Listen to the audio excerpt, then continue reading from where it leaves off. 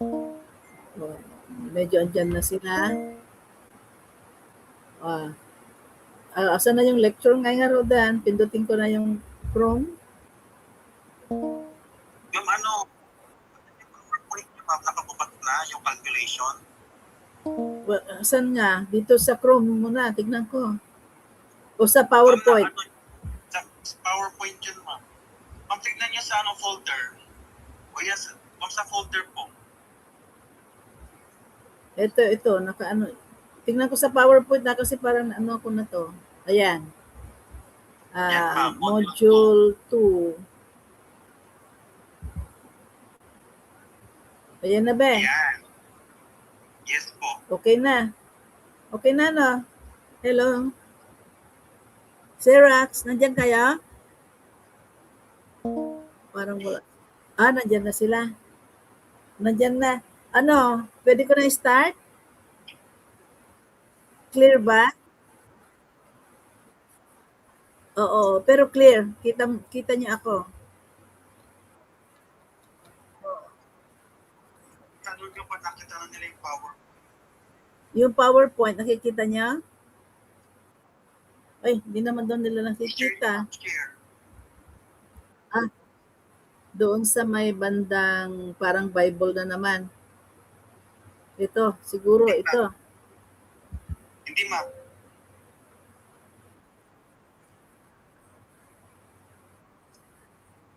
Oo. Ma'am, ma'am, pindutin niyo, ma'am, yung box. Sa taas po.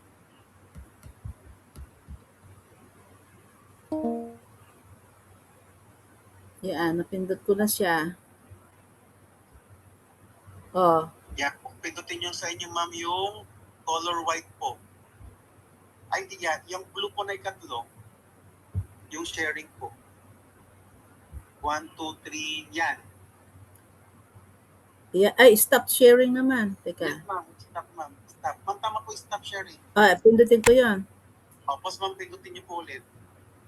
Isa pa. Ito rin? Yes po. Yes po. Papunta naman po yung Windows. Window. O yun, ma'am, pindutin niyo na yung PowerPoint.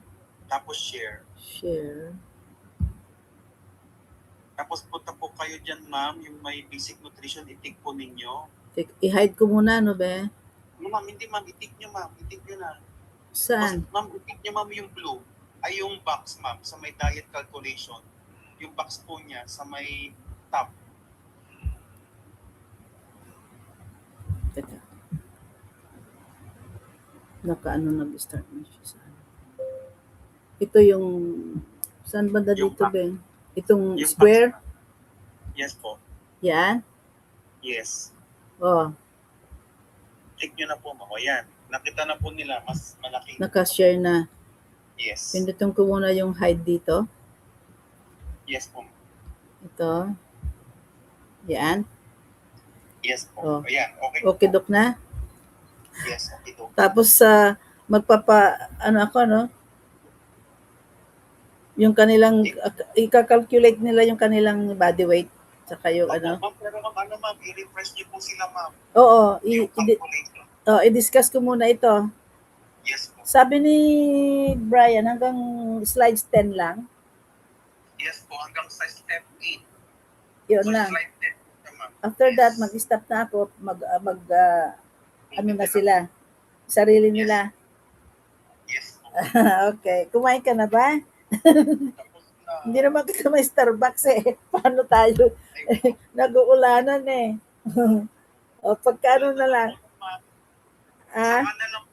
Oo nga. Oo nga. Saya. Sige. Di bali, ipunin natin. Okay. Thank you, Bea. Okay nga, Rodan. Okay, salamat. Thank you. Okay. Bye. Okay.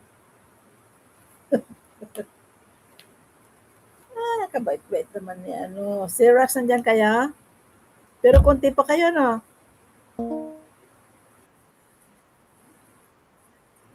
14. Paano yon yung mga hindi walang yung sarili nilang i-compute. Ikaw na lang sa kanila. Kasi considered parang absent sila, 'di ba gano'n?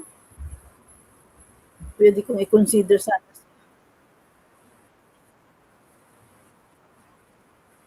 Oo, kasi ang inaalala ko baka yung iba wala namang wifi o kaya naputol yung ano nila, kaya nga. So, i-share niyo na lang, kasi sarili naman nila yung iko-compute nila, eh. Gano'n naman ang maging assignment, ano niyo, eh, activity niyo. Pero paano 'pag isa-submit sa ano, kayo din na present ngayon, isa-submit sa HR yung activity. 'Di ba yung attendance ninyo ilalagay, gaya ng ginagawa niyo?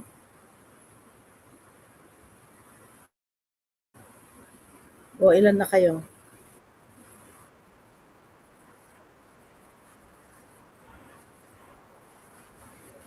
Yung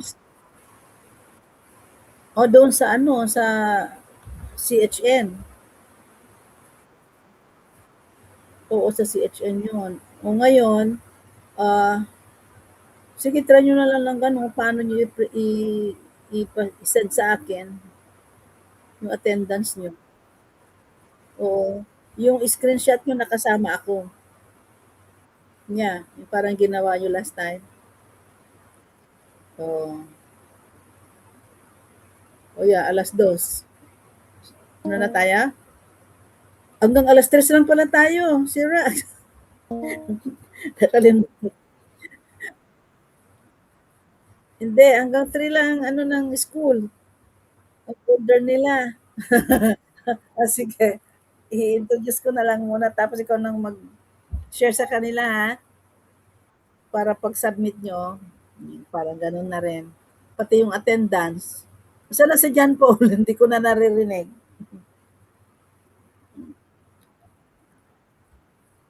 Sa wifi niya? Oo nga eh. Tapos doon sa ano, yung first na assignment ninyo, o i-forward ko na lang sa yung mga hindi nag-submit ng kanilang full body ano requirement, yung activity na isa. I-forward ko na lang sa JC niya ha. Okay, sige hanggang 2:00 lang pala tayo maalala ko. Okay, so module 2 na yan, basic nutrition and diet therapy. Yung module 1, na-discuss na natin last time, di ba? Yan yung may initial computation ng body weight, kilograms, yung height, mga centimeters, meters, mga ganon, di ba? Ganon yan. Malala mo yun nung ano tayo, nag-discuss tayo sa room natin. Bali module 1 yun. Maalala nyo yon? Si Rax. Oo, nandun kayo noon eh. Nandun kayo lahat noon eh. O, ito, ano na, parang yung sarili nyo ang i-compute nyo. So, hanggang slides 10 lang tayo. Okay. So, let's start from there. Basic nutrition diet therapy. What is a diet calculation? Of course, you're referring to determine the amount of energy and nutrients and individual needs. Okay, the key components include calculating total caloric needs, micronutrient distribution, and micronutrient consideration. So, dadating tayo sa calculation. Pagka mag-prepare na tayo ng foods, uh, magko-calculate tayo. Yung mga basic food nutrients natin. Ano yung mga basic food nutrients natin? Example, yung mga carbohydrate, mga protein, fats, vitamins. Yun, may mga i-compute tayong i-calculate natin in the future. Okay? So, calculating the diets and meal planning. Maaaring gagawin din natin ito sa pasyente, but initially sa inyo muna. Yung sarili nyo muna ang gagawin natin. This is the first step na usually ginagawa ng nutritionist. So, following the steps in estimating the desirable body weight, discussed in the lecture portion, calculate your total energy allowance, TAA. Bali, ang kukumpute natin dito yung uh, desirable body weight related sa total energy allowance. Okay, so first of all, you're going to determine your height. Example yan, 5 feet. Tapos equals, convert mo sa cm is 152.4 cm.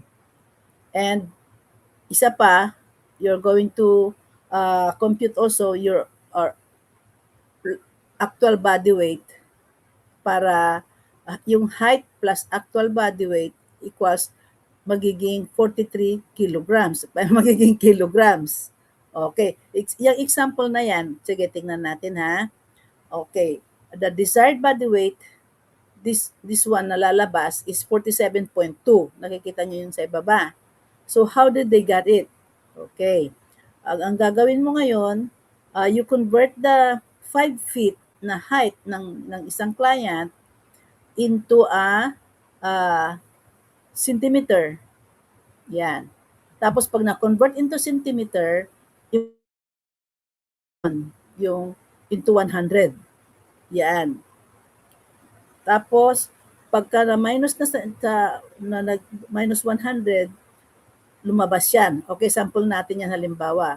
The height is 5 feet and the actual plus the actual body weight. So first of all, ang problema natin dito yung centimeters. Kasi ang given parating sanay na tayo is feet muna, 5 ay yung foot muna bago yung inches, mga 5'1", ganyan, 5'2", 5'3", 6 feet, ganon. So ang isipin nyo nga rin dan, how many inches in 1 foot? Nung last time, di ba, nung dinidiscuss natin. So ilan yung isang ruler? How many inches yon? Di ba sabi natin 12 inches equals 1 foot. O ngayon, hindi ka pa puminto doon kasi cm pa yan. Meron pang susunod sa inches, di ba? O ang susunod sa inches is cm pa. Kaya dadaan muna tayo sa inches. Now, you are going to convert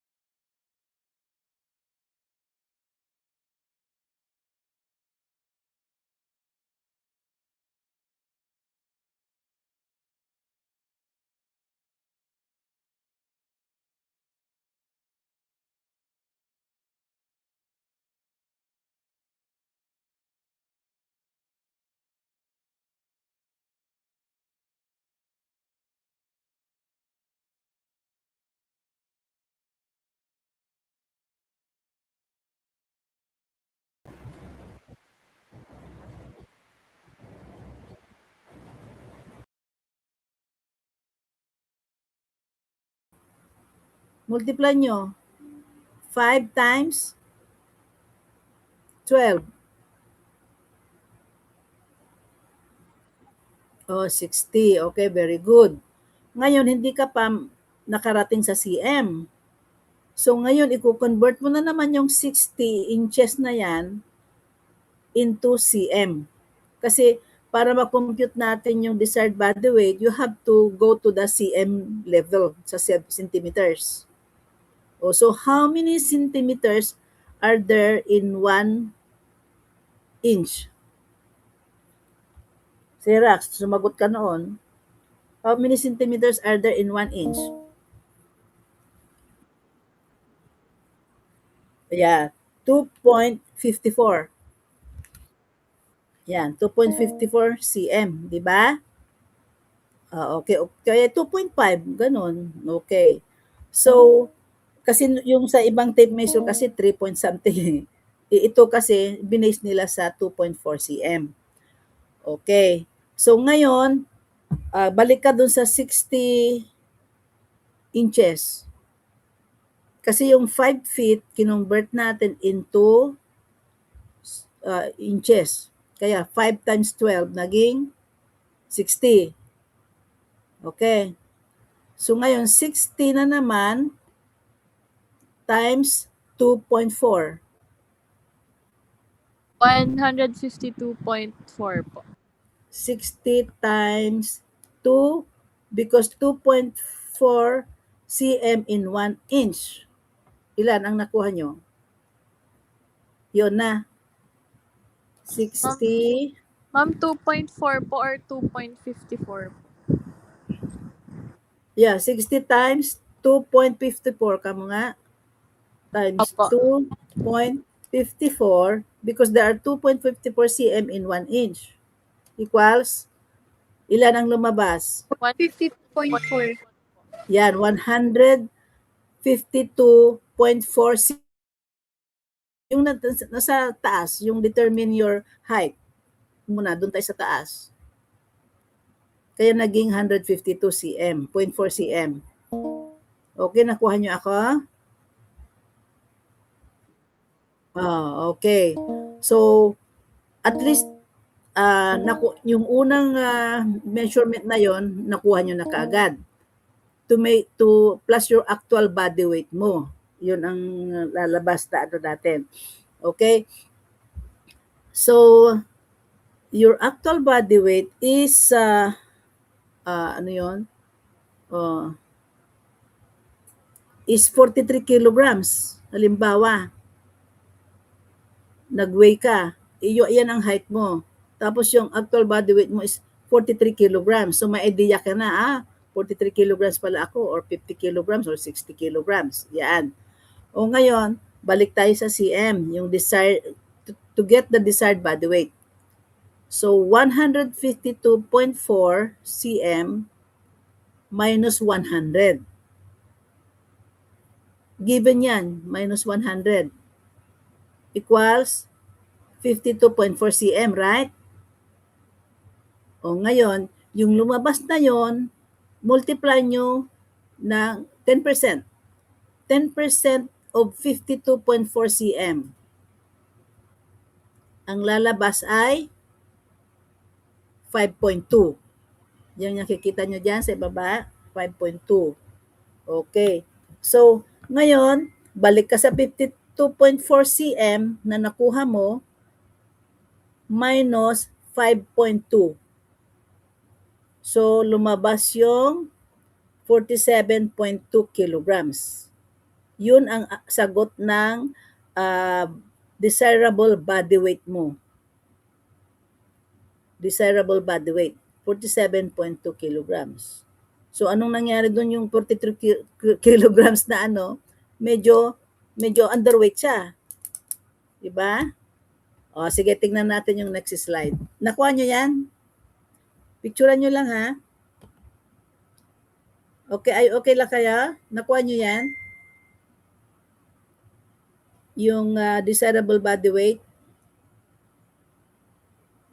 Okay na. Xerox.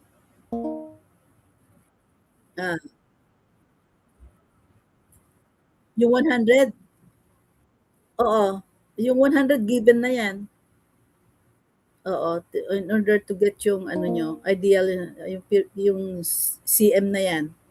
Tapos i-multiply nyo by 10%. Yan, 5.2.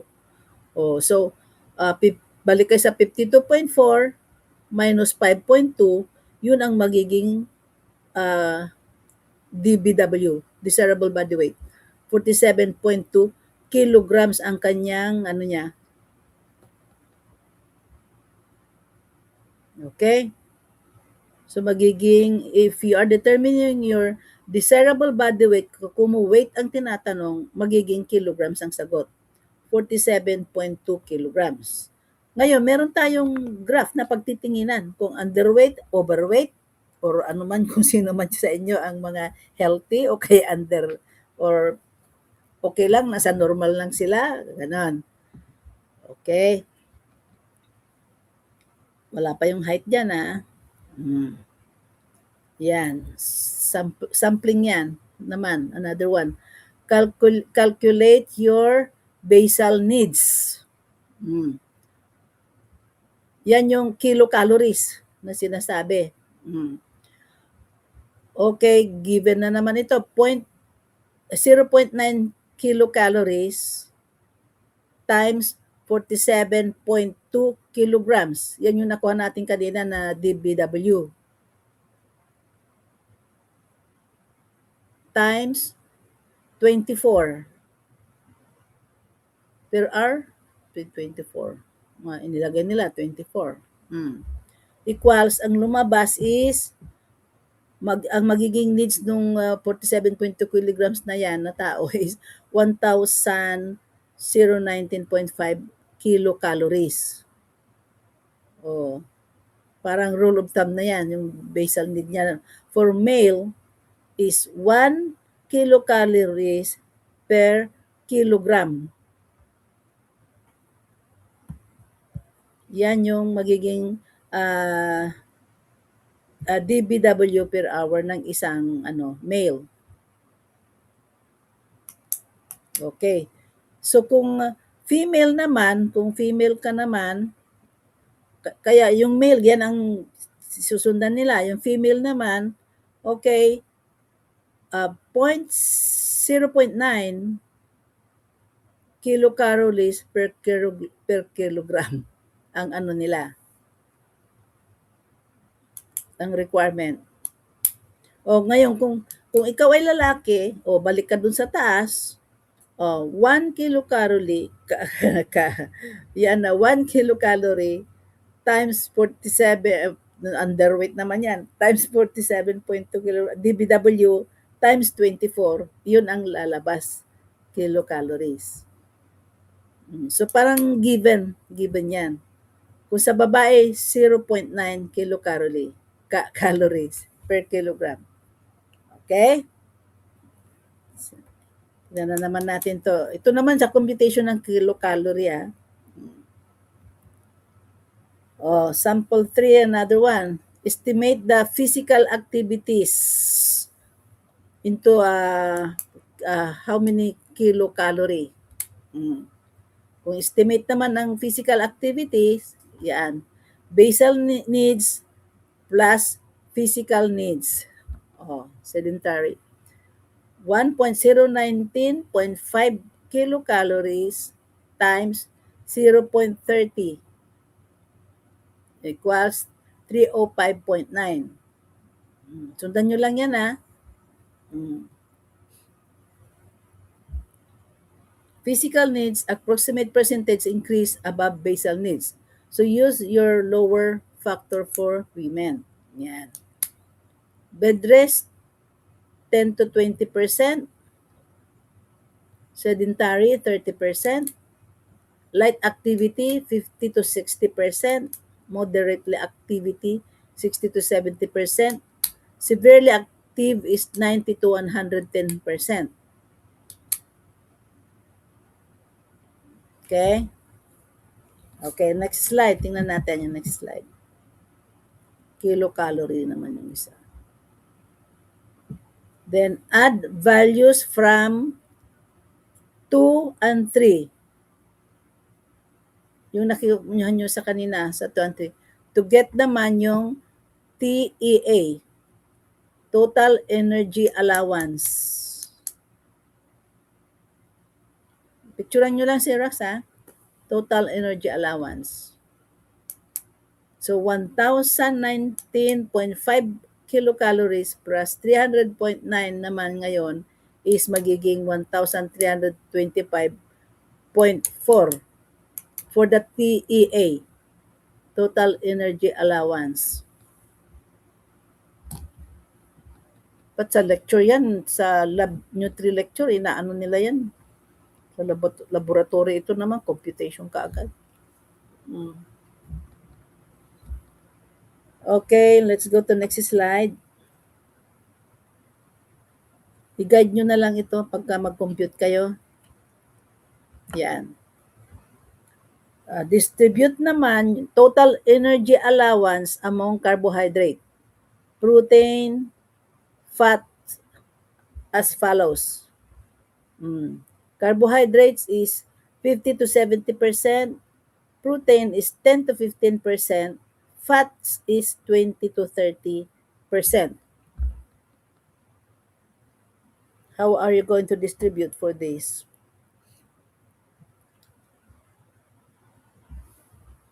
Yan ang yung normal values natin na total energy allowance for carbohydrate, protein, and fats.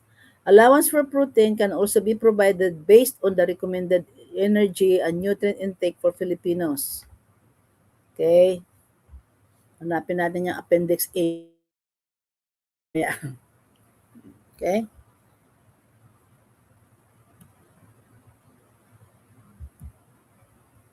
Yeah, number 6. For normal diet, allot 65% of the total energy allowance for carbohydrates, 15% protein, 20% fat. Okay, yan yung, thus the corresponding energy contributions of the 3 nutrients in your diet are as follows. Yan. Yan yung ano natin, na nag-start tayo sa body weight eh. Siya yun yung 5 feet. 5 feet na tao at saka yung ano niya, weight niya. Lumabas yung DBW niya, yung ganun-ganun. Tapos, pumunta tayo ngayon naman dito. Okay?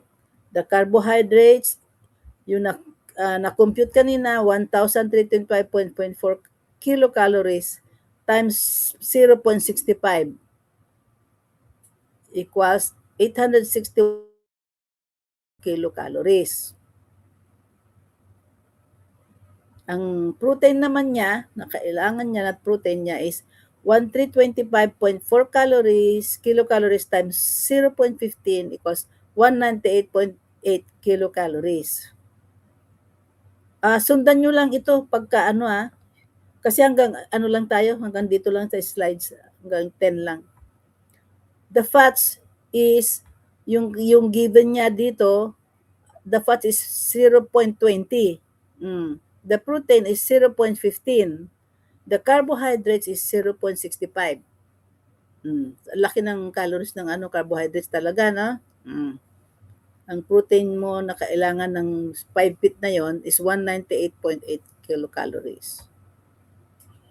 So pagdating sa inyo, i-compute nyo yung inyong yung mga weight nyo at saka height nyo. There. Another one, calculate the number of grams of carbohydrate, protein, and fats by dividing the calories for each nutrients by the corresponding physiologic fuel values. Ayan yung fuel value naman. 4 kilocalories per grams of carbohydrate. Pag protein naman, ayan naman, 4 kilocalories per grams of protein. Pag fats, ayun, malaki. 9 kilocalories per grams of fat. So, i-try mo ulit sa carbohydrate muna. Given na naman yung 4, yan. 861.5 kilocalories divided by, this time nakita mo dyan, divided by. Yung kanina, nakopya niyo yung kanina, si Rax? Yan. Multiply yon kanina. Yung total energy. Ito naman, yan. Yung number of grams. Okay? So, ang lalabas, divided by 4 parati, yung nakuha nyo kaninang 861.5 kilocalorie, yun na. Magiging, divided by 4, nagiging 215.4 grams yung natin sa carbohydrates. Yung 5 feet na tao kanina na inumpisan natin. Tapos 47 kilograms siya. O yung protein na naman, yan na naman siya, no? 198.8 yung nakuha kanina, balikan nyo. Ayan, no? Yung number 6 slide. Yan. Yan. Ito naman, divide this time naman, yung given nila. 449. Carbohydrate is 4, protein is 4, fat is 9. Yan ang lumabas. Okay? Kilocalories per grams per fat. Kaya yun ang magiging grams nila. Sa fat, sa grams of fat, sa grams of carbohydrate, grams of protein.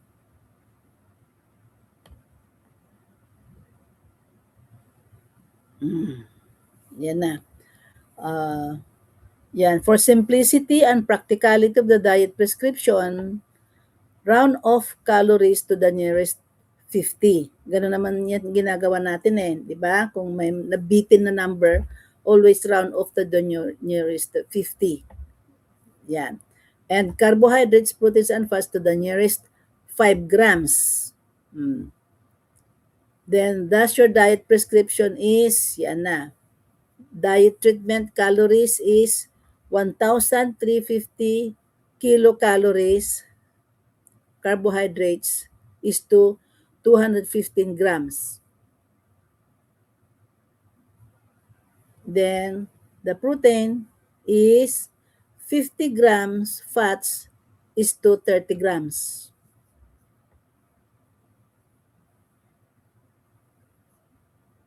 Sundan nyo lang yan based from your weight and your height. Pag yung height, alam nyo, i-compute yung height niyo. Nandun naman na nakalagay na. Okay? Next na lang, na lang ito. Stop muna tayo dito. Hanggang dun lang tayo sa computation of yourselves. Pakisabi mo na lang si Rax yung kanya-kanya ang pag-compute.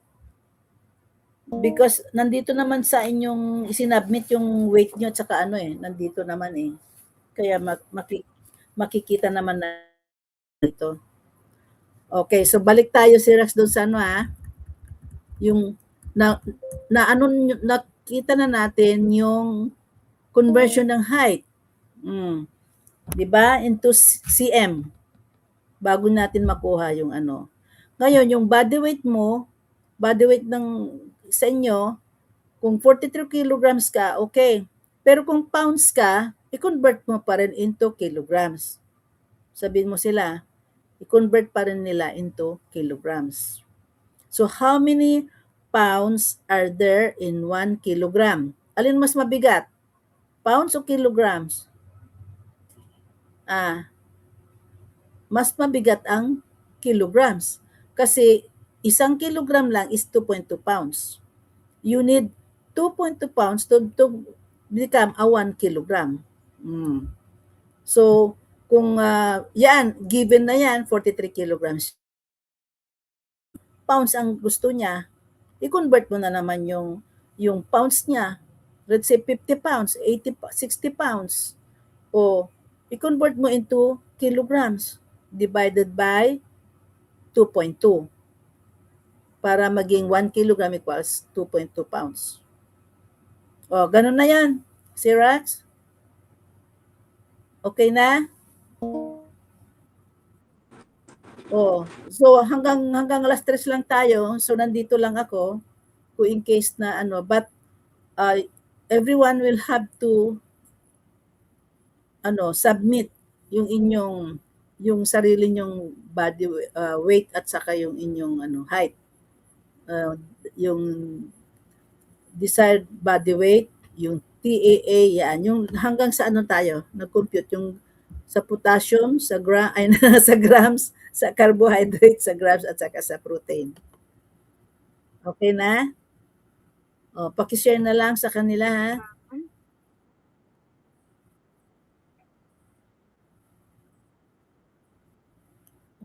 Hindi. Ipadala nyo yung sa yung parang yung ginawa nyo nun, yung pag nagre-redeem kayo, yung last time na pinadala nyo sa akin, yung attendance. Mm. Yung isa-isa kayo? Oh, parang gano'n. So please, kayo na present kayo, you deserve ano, higher grade.